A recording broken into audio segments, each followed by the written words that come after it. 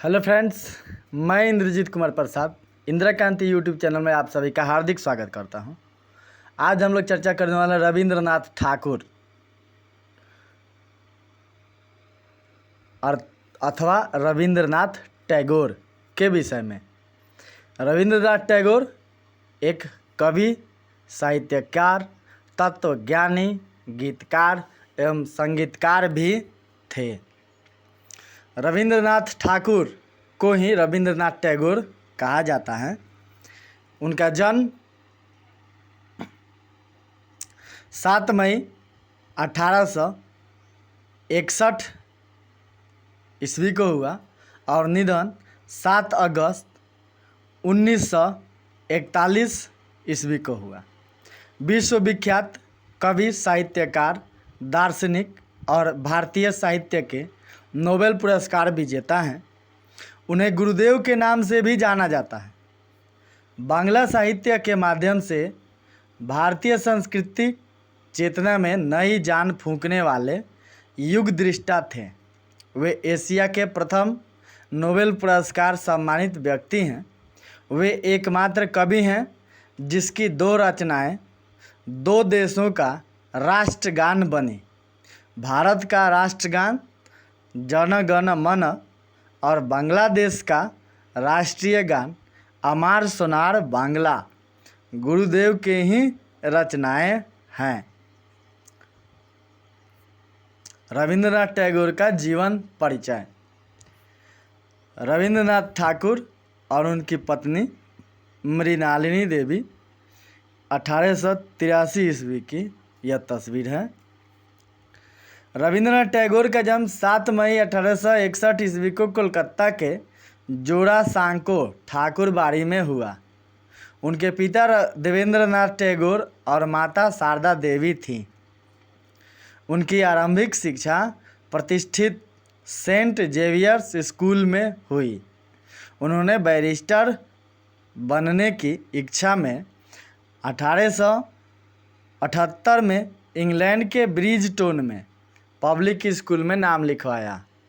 फिर लंदन विश्वविद्यालय में कानून का अध्ययन किया, किंतु 1880 में बिना डिग्री प्राप्त किए ही स्वदेश पुनः लौट आए।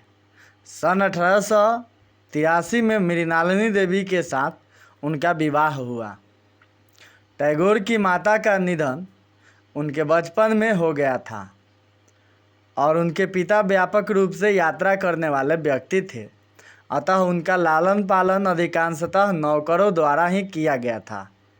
टैगोर परिवार बंगाल पुनर्जागरण के समय अग्रणी था। उन्होंने साहित्यिक पत्रिकाओं का प्रकाशन किया। बंगाली और पश्चिमी शास्त्रीय संगीत एवं रंगमंच और पटकथाएं वहां नियमित रूप से प्रदर्शित हुई थी। टैगोर के पिता ने कई पेशेवर ध्रुपद संगीतकारों को घर में रहने और बच्चों को भारतीय शास्त्रीय संगीत पढ़ाने के लिए आमंत्रित किया था। टैगोर के सबसे बड़े भाई द्विजेंद्रनाथ एक दार्शनिक और कवि थे एवं दूसरे भाई सत्येंद्रनाथ कुलीन और पूर्व में सभी यूरोपीय सिविल सेवा के लिए पहले भारतीय नियुक्ति व्यक्ति थे। एक भाई ज्योतिरिंद्रनाथ संगीतकार और नाटककार थे एवं इनकी बहन स्वर्ण कुमारी उपन्यासकार थी। ज्योतिरिंद्र की पत्नी कादम्बरी देवी संभवतः टैगोर से थोड़ी बड़ी थी। वह उनकी प्रिय मित्र और शक्तिशाली प्रभाव वाली स्त्री थी, जिन्होंने 1884 में अचानक आत्महत्या कर ली। इस कारण टैगोर और इनका शेष परिवार कुछ समय तक अधिक समस्याओं से घिरा रहा था। इसके बाद टैगोर ने बड़े पैमाने पर विद्यालयी कक्षा की पढ़ाई से परहेज किया और मैरर या पास के बोलपुर और पनिहत्ती में घूमने को प्राथमिकता दी और फिर परिवार के साथ कई स्थानों की यात्रा की। उनके भाई हेमेंद्र नाथ ने उसे पढ़ाया और शारीरिक रूप से उसे वातानुकूलित किया। गंगा को तैरते हुए या पहाड़ियों के माध्यम से जिम्नास्टिक्स द्वारा और जूडो और कुश्ती अभ्यास करना उसके भाई ने सिखाया था। टैगोर ने ड्राइंग, शरीर विज्ञान, भूगोल और इतिहास, साहित्य, गणित, संस्कृत और अंग्रेजी को अपने सबसे पसंदीदा विषय का अध्ययन किया था। हालांकि टैगोर ने औपचारिक शिक्षा से नाराजगी व्यक्त की। स्थानीय प्रेसिडेंसी कॉलेज में उनके विद्वानों से पीड़ित एक दिन का दिन था।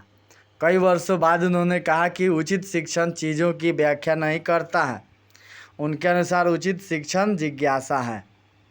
11 वर्ष की आयु में उनके उपनयन, आने वाला आजीवन संस्कार के बाद टैगोर और उनके पिता कई महीनों के लिए भारत की यात्रा करने के लिए फरवरी 1873 में कलकत्ता छोड़कर अपने पिता के शांति निकेतन संपत्ति और अमृतसर से डेलहौसी के हिमालयी पर्वतीय स्थल तक निकल गए थे। वहाँ टैगोर ने जीवनी, इतिहास, खगोल विज्ञान, आधुनिक विज्ञान और संस्कृत का अध्ययन किया था और कालिदास की शास्त्रीय कविताओं के बारे में भी पढ़ाई थी। 1873 में अमृतसर में अपने 1 महीने के प्रवास के समय वह सुप्रभात, गुरुवाणी और नानक वाणी से बहुत प्रभावित हुए थे, जिन्हें स्वर्ण मंदिर में गाया जाता था, जिसके लिए दोनों पिता और पुत्र नियमित रूप से आगंतुक थे। उन्होंने इसके बारे में अपनी पुस्तक मेरी यादों में उल्लेख किया, जो 1912 में प्रकाशित हुई थी। रविंद्रनाथ टैगोर की साहित्यिक जीवनी। वाल्मीकि प्रतिभा नामक नाटक में शीर्ष भूमिका में रविंद्रनाथ ठाकुर ने सन 1881 में उनकी भतीजी इंदिरा देवी और लक्ष्मी की भूमिका में हैं। सामने चित्र में देख रहे हैं आप लोग। बचपन से ही उनकी कविता, छंद और भाषा में अद्भुत प्रतिभा का आभास लोगों को मिलने लगा था। उन्होंने पहली कविता 8 वर्ष की आयु में लिखी थी और सन 1877 में केवल 16 वर्ष की आयु में उनकी प्रथम लघु कथा प्रकाशित हुई थी। टैगोर ने अपने जीवन काल में कई उपन्यास, निबंध, लघु कथाएँ, यात्रा वृत्तांत, नाटक और सहस्रों गाने भी लिखे हैं। वे अधिकतम अपनी पद्य कविताओं के लिए जाने जाते हैं। गद्य में लिखी उनकी छोटी कहानियाँ बहुत लोकप्रिय रही हैं। टैगोर ने इतिहास, भाषा विज्ञान और आध्यात्मिकता से जुड़ी पुस्तकें भी लिखी थी। टैगोर के यात्रा वृत्तांत, निबंध और व्याख्यान कई खंडों में संकलित किए गए थे, जिनमें यूरोप के जटरीर पत्रों, यूरोप से पत्र और मनुष्य धर्म, मनुष्य का धर्म शामिल थे। अल्बर्ट आइंस्टाइन के साथ उनकी संक्षिप्त बातचीत, वास्तविकता की प्रकृति पर नोट, बाद के उत्तरार्धों के एक परिशिष्ट के रूप में सम्मिलित किया गया है। टैगोर के 150वें जन्मदिन के अवसर पर उनके कार्यों का एक कालानुक्रमिक रविंद्र रचनावली नामक एक संकलन वर्तमान में बंगाली कालानुक्रमिक में क्रम में प्रकाशित किया गया है। इसमें प्रत्येक कार्य के सभी संस्करण शामिल हैं और लगभग 80 संस्करण हैं। 2011 में हार्वर्ड यूनिवर्सिटी प्रेस ने विश्व भारती विश्वविद्यालय के साथ अंग्रेजी में उपलब्ध टैगोर के कार्यों की सबसे बड़ी संकलन द एसेंशियल टैगोर को प्रकाशित करने के लिए सहयोग किया है। यह फकराल आलम और राधा चक्रवर्ती द्वारा संपादित की गई थी और टैगोर के जन्म की 150वीं वर्षगांठ की निशानी है। रविंद्रनाथ ठाकुर की कृतियाँ। रविंद्रनाथ ठाकुर ने गीतांजलि, पूर्वी प्रवाहिन, शिशु भोलानाथ, महुआ, वनवाणी, परिशेष, पुनश्च, विथिका शेषलेखा, चोखेरवाली, कनिका, नैवेद्य मायर खेला, छनिका, गीतिमाल्य, कथा और कहानी, गोमती आदि रचनाएं की है। रविंद्रनाथ संगीत।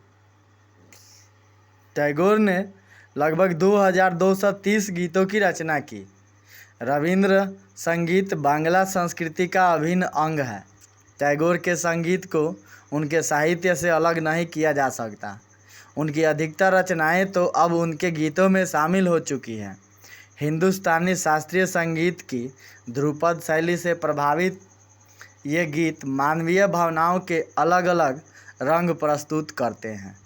अलग अलग रागों में गुरुदेव के गीत यह आभास कराते हैं मानो उनकी रचना उस राग विशेष के लिए ही की गई थी।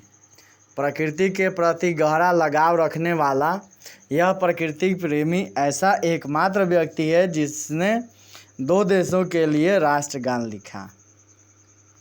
दर्शन। गुरुदेव ने जीवन के अंतिम दिनों में चित्र बनाना शुरू किया। इसमें युग का संशय, मोह, क्लांति और निराशा के स्वर प्रकट हुए हैं। मनुष्य और ईश्वर के बीच जो चिरस्थायी संपर्क है, उनकी रचनाओं में वह अलग अलग रूपों में उभरकर सामने आया। टैगोर और महात्मा गांधी के बीच राष्ट्रीयता और मानवता को लेकर हमेशा वैचारिक मतभेद रहा। जहां गांधी पहले पायदान पर राष्ट्रवाद को रखते थे, वहीं टैगोर मानवता को राष्ट्रवाद से अधिक महत्व देते थे। लेकिन दोनों एक दूसरे का बहुत अधिक सम्मान करते थे। टैगोर ने गांधी जी को महात्मा का विशेषण दिया था। एक समय था जब शांति निकेतन आर्थिक कमी से जूझ रहा था और गुरुदेव देश भर में नाटकों का मंचन करके धन संग्रह कर रहे थे। उस समय गांधी जी ने टैगोर को 60,000 रुपये के अनुदान का चेक दिया था। जीवन के अंतिम समय 7 अगस्त 1941 से कुछ समय पहले इलाज के लिए जब उन्हें शांति निकेतन से कोलकाता ले जाया जा रहा था, तो उनकी नातिन ने कहा कि आपको मालूम है हमारे यहाँ नया पावर हाउस बन रहा है। इसके जवाब में उन्होंने कहा कि हाँ, पुराना आलोक चला जाएगा और नए का आगमन होगा। विशेषताएं। पिता के ब्रह्म समाजी होने के कारण वे भी ब्रह्म समाजी थे। उनकी रचनाओं में सब मनुष्य और ईश्वर के बीच के चिरस्थायी संपर्क की विविध रूपों में अभिव्यक्ति मिलती है। उन्होंने बंगाली साहित्य में नए तरह के पद्य और गद्य के साथ बोलचाल की भाषा का भी प्रयोग किया। इससे बंगाली साहित्य क्लासिकल संस्कृति के प्रभाव से मुक्त हो गया। टैगोर की रचनाएं बांग्ला साहित्य में एक नई ऊर्जा लेकर आई। उन्होंने 1 दर्जन से अधिक उपन्यास लिखे। इनमें चोखेर, बाली, घरे बहिरे, गोरा आदि शामिल हैं। उनके उपन्यास में मध्यम वर्गीय समाज विशेष रूप से उभरकर सामने आया। 1913 ईस्वी में गीतांजलि के लिए इन्हें साहित्य का नोबेल पुरस्कार मिला, जो कि एशिया में प्रथम विजेता साहित्य में है। मात्र 8 वर्ष की उम्र में पहली कविता और 16 वर्ष की उम्र में पहली लघु कथा प्रकाशित कर बांग्ला साहित्य में एक नए युग की शुरुआत की रूपरेखा तैयार की। उनकी कविताओं में नदी और बादल की अटखेलियों से लेकर अध्यात्मवाद तक के विभिन्न विषयों को बखूबी उकेरा गया है। उनकी कविता पढ़ने से उपनिषद की भावनाएं परिलक्षित होती हैं। सम्मान। 1913 ईस्वी में रविंद्रनाथ ठाकुर को उनकी काव्य रचना गीतांजलि के लिए साहित्य का नोबेल पुरस्कार मिला। 1915 ईस्वी में उन्हें राजा जॉर्ज पंचम ने नाइटहुड की पदवी से सम्मानित किया था। 1919 ईस्वी में जालियांवाला बाग हत्याकांड के विरोध में उन्होंने यह उपाधि लौटा दी थी। ये रविंद्रनाथ टैगोर की कुछ तस्वीरें हैं। महान वैज्ञानिक अल्बर्ट आइंस्टाइन के साथ गुरुदेव रविंद्रनाथ की तस्वीरें हैं और यहाँ पर रविंद्रनाथ टैगोर की अंतिम छवि है 1941 की। तो ये था कुछ रविंद्रनाथ टैगोर के विषय में जानकारी। यदि आपको अच्छा लगा हो तो हमारे चैनल को सब्सक्राइब करें और वीडियो को लाइक करें, शेयर करें, ताकि ज़्यादा से ज़्यादा लोग हमसे जुड़ सकें और आप भी हमारा रेगुलर अपडेट पा सकें। धन्यवाद।